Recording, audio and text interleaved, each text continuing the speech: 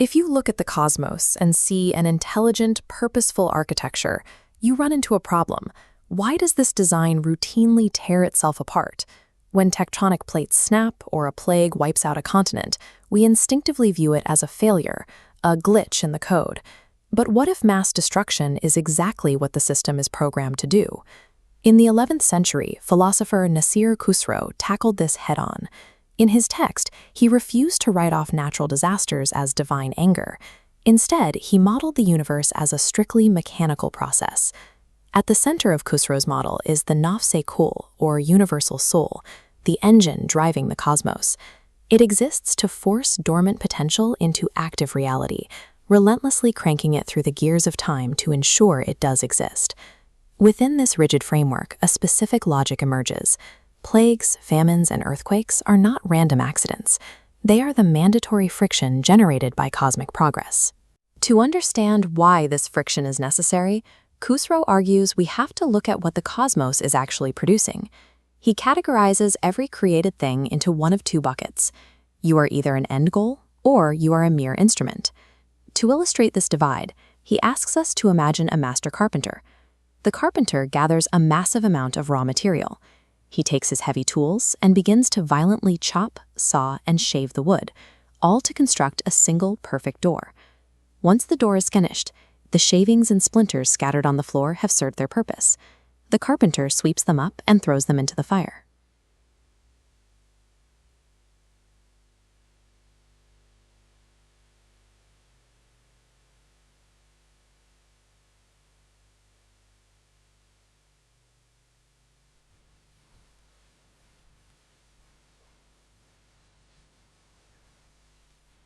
He writes that any human who dedicates their life solely to endless eating, to constant daily sleeping, and seeking physical pleasure is functioning as an instrument.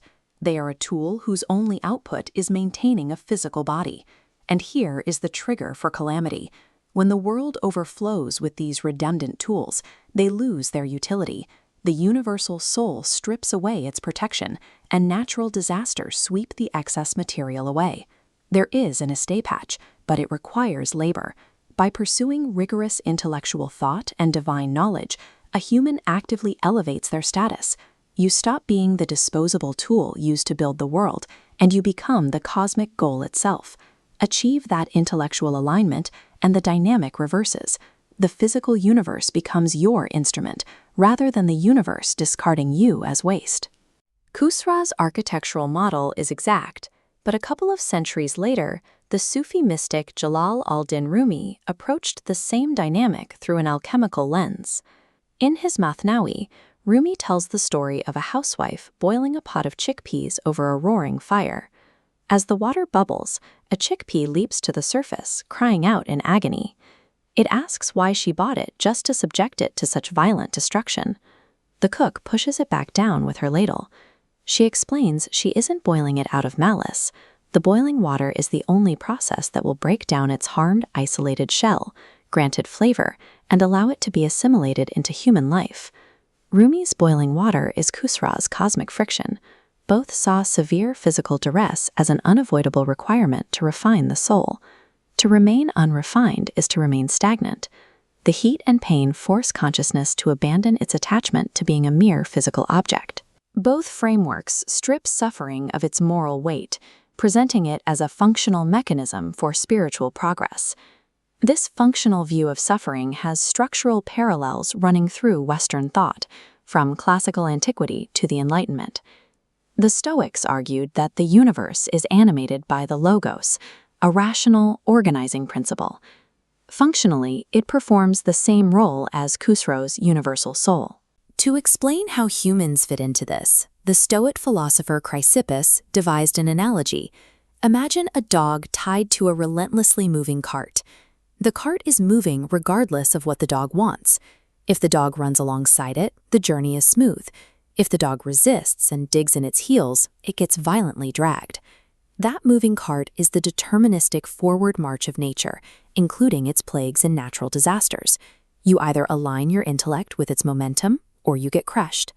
In the 17th century, Gottfried Wilhelm Leibniz tackled the same problem with his theory that we live in the best of all possible worlds.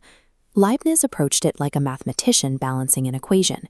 He argued that a rational God permits localized destruction, like earthquakes, because that destruction is necessary to sustain the mathematical harmony of the entire system. Stoicism, Leibniz, and Khosrow all share a unified teleology. Localized suffering is the mechanical sacrifice required to reach a global maximum. But this entire premise hinges on the assumption that the machine has a rational goal. In the 19th century, that assumption faced a rebuttal. Arthur Schopenhauer didn't see mathematical harmony or a universal soul. He saw what he called the will, a blind, irrational, and completely insatiable driving force. Khosrow saw a master carpenter carefully shaping a door. Schopenhauer saw a mindless engine that continuously devours itself just to keep running. For Schopenhauer, there is no master door. We are all just shavings. If you remove the goal from the cosmos, the equation breaks. Systemic calamity transforms from a harsh architectural necessity into evidence of pure cosmic meaninglessness. While Western and Islamic philosophers debated whether destruction was rational or blind, Eastern Asian traditions handled cosmic indifference with unblinking clarity. In Taoism, the Tao Te Ching delivers a blunt metaphor for this indifference, stating that nature treats all things as straw dogs. In ancient rituals, woven straw dogs were adorned with reverence before the ceremony, but the moment their utility ended, they were tossed aside, trampled, and burned. Laozi's ritual straw dogs operate identically to Khosrow's discarded wood shavings. The object is useful only until the process completes.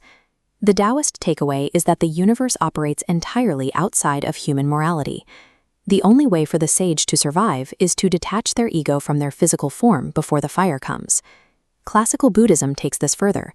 It accepts destruction as the baseline algorithm of reality. This is anicca, or impermanence. Anchoring your identity to a collapsing physical structure ensures your own suffering. These traditions converge on a single survival tactic. Consciousness must shift away from transient physical forms to escape inevitable cosmic disposal. Which brings us back to Nasser Khosrow, and the choice he insists is embedded in the architecture of existence. The mechanics of reality are unstoppable. Tectonic plates shift and dormant potential converts into actuality, regardless of our preference. If you bind your identity entirely to physical consumption and the accumulation of wealth, your fate is already sealed. You are volunteering to be the temporary scaffolding of the universe. And when the universal soul achieves its intellectual endpoint, that scaffolding will collapse. The alternative is to utilize the physical world merely as a tool, a grinding wheel used to cultivate intellectual rigor and divine understanding. By shifting the seat of your identity from the body, which is subject to time, to the intellect, you move from being a disposable object of the design to a permanent part of the design itself. You transition into an indestructible subject. The cosmic fire is burning. The only variable is whether it reduces you to ash or forges you into something eternal.